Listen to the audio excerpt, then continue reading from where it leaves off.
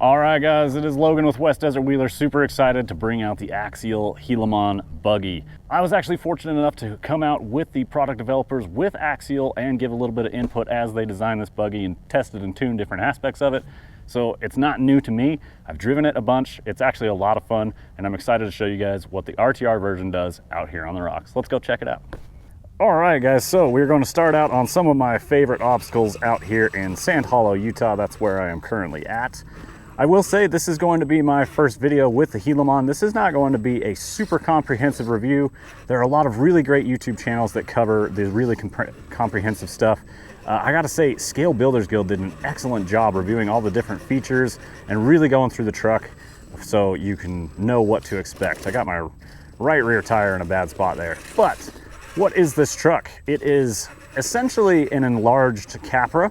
So it is a portal buggy. This one is drag axle, but it also comes with extra features that are new to the market. No other RTR is coming out with stuff like the ASD function that this car has. I'm really not getting a good line up here. If I could get my right rear out of this pocket, let's try a totally different approach here.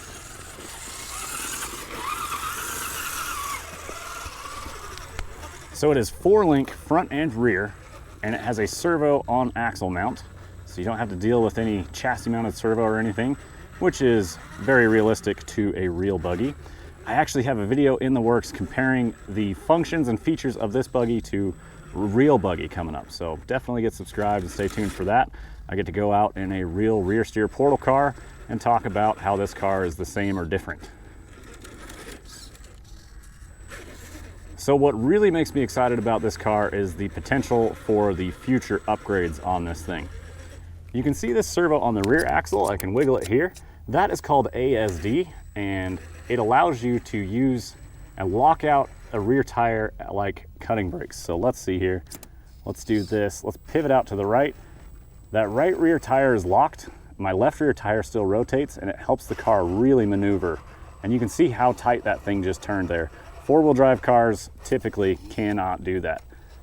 Now, right here, it's still locked, so if we just let off the throttle, maybe touch reverse, there it is. It will unlock. So if it's got a high traction surface, it's going to stay locked. A lot of dig units are the same way, like the original Axial Capra dig unit. And a lot of that comes down to the servo not being strong enough to rip it out of a bind. So you may encounter that. I would go so far as to say you will encounter that. And that's what's going on. You just need to take the stress off the drivetrain and it will unlock at that point. There we go. See how it was starting to push along that ledge, and then I used the cutting brake to help the car pivot and get a better bite up on this ledge. Floating our front tire. One really cool feature of this that I didn't even realize until I was watching an Exo Caged RC video, the drive shafts rotate opposite of each other. Now that is done so that it's supposed to help reduce torque twist, from everything I've heard. But not many crawlers have that either, so that's kind of cool. So the front drive shaft will rotate opposite of the rear drive shaft, and then, like I say, that's supposed to help eliminate torque twist on steep climbs. So very interesting feature there. I didn't even realize that was a thing until I was watching an Exo Cage video, and I already had one in my room. It's not something I usually look for. So there we go. You can use this cutting brake yet again to pivot around and work our way down the ledge. But we're gonna get out to one of my trails, go have some fun with this thing, and see how it compares to my other rigs.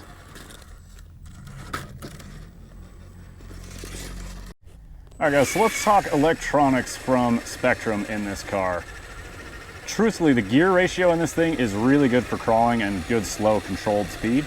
It's got a large motor. It's bigger than most 1/10 scale crawler motors. They rate motor sizes by a number by 540 or 550 is a motor size rating. This is a 550. What would come in something like the Capra would be a 540. And the Capra motors burn up quick because they don't have the gear reduction for a rock crawler, whereas this guy does have reduction for a rock crawler. So we're actually going to use our ASD here, see if we can pivot the car around. It's wet sand out here. It rained for the last 2 days, which is why my video is a bit delayed coming out. So we're gonna not have a whole lot of traction here. Actually want to dip that front tire down into the crack. That's gonna stop the car from rotating off the left side. we may not have the drive or the push to get it up where we want right now. But the motor is good. It has good slow speed control. I actually find it quite fine for what it does. I really like brushless, but for what comes out of the box, it's actually pretty damn good compared to other RTR crawlers I've used. Oh man, we were so close right there. The other part of the electronics are the servos, right? So I guess I don't want to skip over this. They've got a receiver and an ESC in this truck that is actually separate. So what's great about that, if you want to change out the motor and ESC, you can do that without having to buy a new controller. The Capra 2-in-1 combo, you had to buy a new ESC and receiver if you wanted to change either one. But this is separate, so that's a lot better for customizing the truck how you want. The servos. On the ASD, the micro servos that Spectrum makes, they lack that little bit extra torque that you really need. Now I know that they are using a stronger micro servo, wrong side there. They are using a stronger micro servo than what's been used in the past, so it is on the right track to improving things, but still I think something like a Reefs micro would really benefit this car. Man, we are so close to getting that. I'd like to make it up there. It's in the door panel. There we go, get the car up there. But the servo right here is working just fine as far as locking in and out. It's not under too much of a bind when I release it, so it's still disengaging, which is nice. I believe these servos also have a program used so that if the servo's fighting too hard, if the end point isn't set correctly, after a few seconds it actually gives up, so it tries not to burn itself out. That's a nice feature because that was an issue in a lot of the micro servos from Spectrum for a while.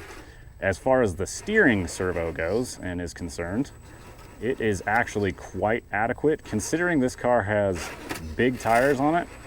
It's got strong steering, which is really impressive. This is one of the strongest RTR servos I've seen from Axial, and they needed it in a car like this where you're gonna go out and crawl with the big tires and all that. Come on, come on. Okay, we're not making it up this without the traction today, but very, very close. If I had dry conditions, I'm quite confident it would pull right up that little notch right at the end. But the steering servo is impressive. I actually have been impressed by that. I think it's good and worthwhile in this car. Now, since I am not actually the first one out with a review, I've had time to watch others' reviews and see the comments related to this vehicle. I see a lot of people talking about how it just looks like it rolls over all the time. Well, any RTR with plastic wheels without weights in it really does not climb anything at all similar to something with weight and aluminum wheels. It doesn't seem like aluminum wheels would make that big of a difference, but putting the weight out on the end of the axle where a wheel is placed really does make a noticeable difference in how the car performs an axe. Here we go, getting the pull. I've also seen people say this isn't 1/8 scale, which I find very funny because these people haven't seen them in person yet. And this is absolutely 1/8 scale. It's bigger than the Capra 10th scale in every way. Bigger wheels and tires, longer wheelbase, it's wider, the axles are much bigger, the cage is bigger. If the Capra is a 10th scale, this thing has to be an 1/8 scale. Don't let go, don't let go.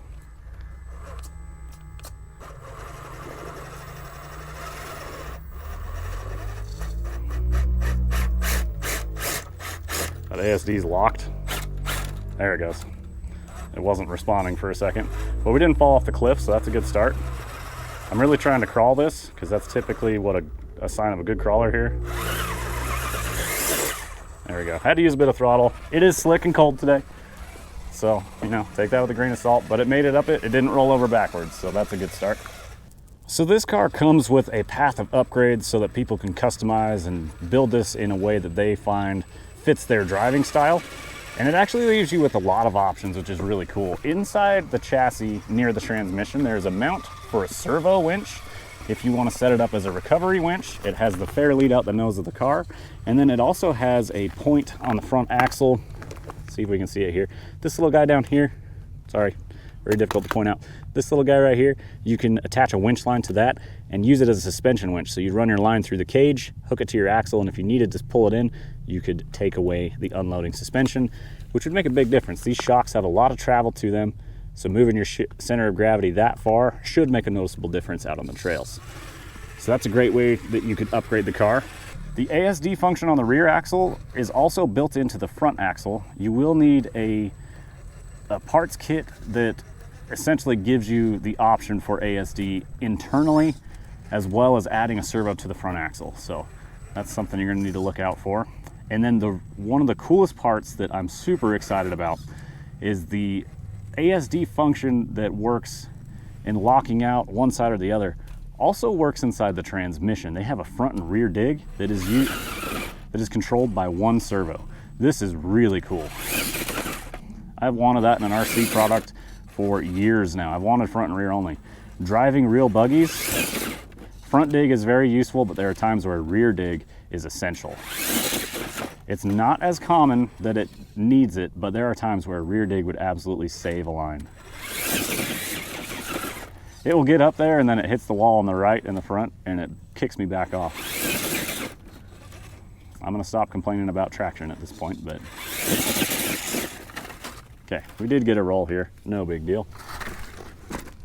Speaking of rolling over and the aluminum wheels and no front weights, one option for upgrade paths from Axial is going to be brass knuckles and portal covers, and I've seen them in person. They are big, beefy brass portal knuckles and covers. Come on, last attempt here. That was too good to give up. Let's just bump it from the left, I guess. There we go. I just needed more room up top. I guess I'm too used to driving the tent scales here, and I didn't realize how much room this car really needed to get up that. So this thing is going to have options for rear cutting brakes, front cutting brakes, front and rear only from the transmission, a suspension winch. This has got all the things that a real buggy does and functions and drives like a real buggy. The coolest option that Axial came out with is a complete front axle kit so that you can add rear steer to this car. I've personally been bugging Axial. I've personally been bugging guys at Axial to come out with a capper axle kit since the capper came out. They're just very sought after axles for custom builds, and the only way you could get them is by buying a whole capper.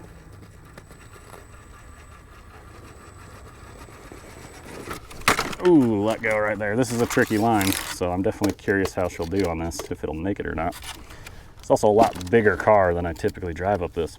So being able to buy a complete front axle, what you do with that is you get the link kit and the front axle, and you can put it in the rear for rear steer.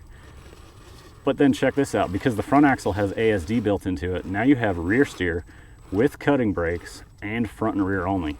Rear only with rear steer, if you turn the rear axle, then you can force the whole back end of the car in different directions to help it maneuver through the rocks. So like, this thing could be uber capable with the upgrade paths that Axial has available.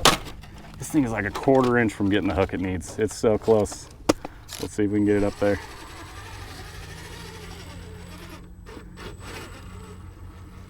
Again, it's just a totally different sized car. So I'm getting a big bite on this top tire here, trying to make sure that front sidewall grabs on.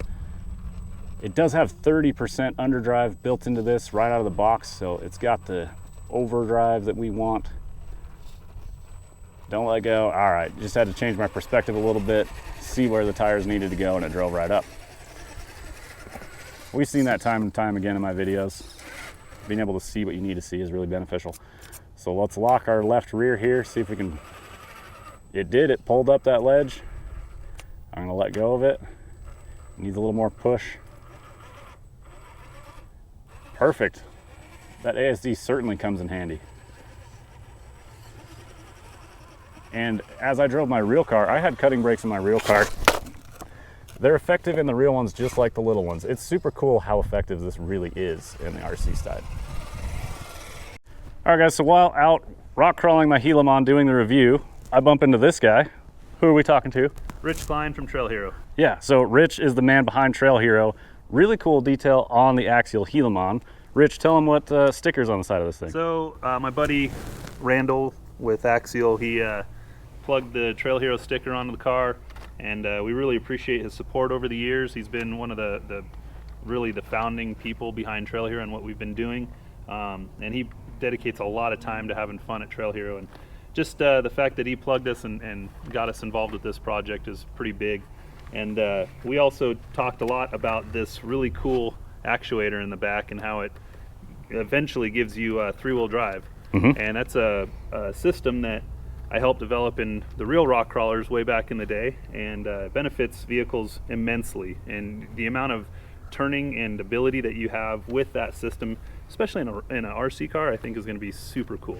Absolutely. So kind of funny, we just bumped into him out here. I'm not surprised. Sand Hollow, it's both of our playgrounds. So great bumping into you, Rich. We'll catch you later, buddy. Well, that was really cool bumping into Rich. That was just about perfect timing, and that dude's done a lot for the sport here in Sand Hollow. So really cool to have him out here, and just happened to run into him today. That's kind of funny.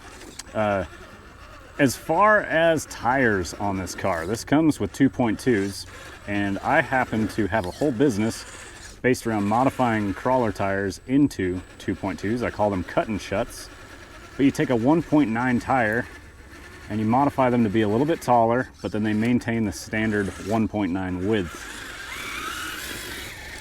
So people might be wondering, am I going to be running cut and shuts on my Gilamon? And the answer is, for me, I don't think so. I think they're gonna look a little too narrow, in my opinion, and they're not gonna be as tall as I would prefer my tire to be on this size of a car. Now, if somebody wants to, that's great. I appreciate the support on every single order.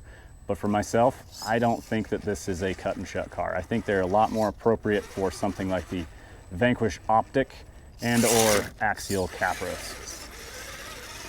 Struggling to find our way up here this time. Gonna work our way over the rock. Come on. Running out of servo a bit. All right, that was a pretty good pull there, guys. This car is certainly capable of pulling some sweet lines. But that's pretty well going to wrap it up for us here. Hope you guys enjoyed the first run. Traction wasn't what I wanted it to be, but I think we were able to talk about the features we needed to and show how the ASD function works, show that this thing has great steering angle as shown here. Hit the main features of the car: 4-link, front and rear, servo and axle. Has the ability to have front and rear only, has the ability to have cutting brakes in the front. Axial's going to offer brass portal covers and portal boxes for it. Rear steer axle, and all sorts of fun stuff. I'm excited for this platform. I think it's going to do well for Axial. People are already calling it a flop. I just laugh at people who haven't even seen an RC. They see a picture or a video online and like they just start calling out opinions, and they've never even held one. So expect to see different wheels and tires on mine soon. I just love the Proline G8 compound. And I'm also gonna go a little bigger and see how those look on it. Oh, okay, let's get our locked. Look at the way it just pivots right around how we need. Perfect, totally saved that line. If I didn't have that feature, it probably would have dropped off the ledge there. So that's gonna do it for us with the first run of the Axial Gilamon run and review. I appreciate it. Be sure to check out those other videos on YouTube, guys, if you're interested in this car. Like I say, Scale Builders Guild did an excellent video. Cape Crawlers had an excellent first run video. My buddy Joe at Exo Caged RC does awesome. Harley Designs has opinions on it, as he usually does. But yeah, check him out, get subscribed. We'll see you guys in the next one. Keep the rubber side down.